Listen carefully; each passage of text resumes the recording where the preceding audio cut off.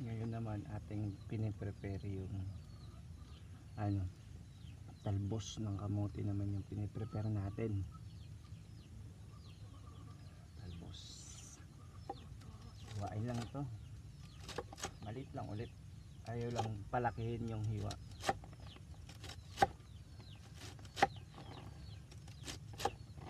Itong talbos na kamote, tanim ko to.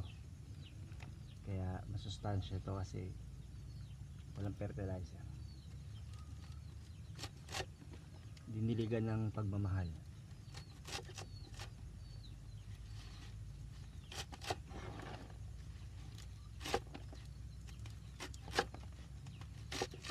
Kasama to sa iluluto ang talbos na kamote. Marami kasing uri ng talbos na kamote, pero lahat naman pwede naman pakain sa baboy saka sa manok. Talbos na kamote, hindi naman nila pinipili ito, pinakain nila to. Pero mas maganda lutuin to kesa ipakain siya ng diretso.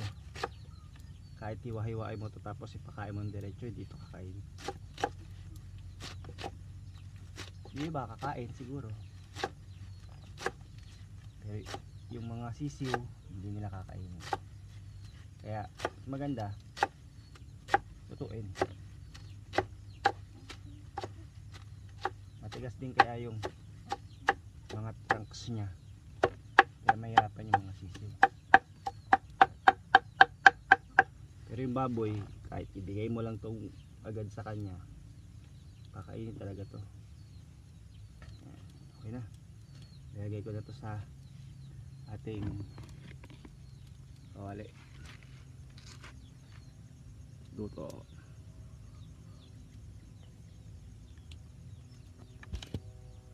Ayos, dito na lang. Bye bye.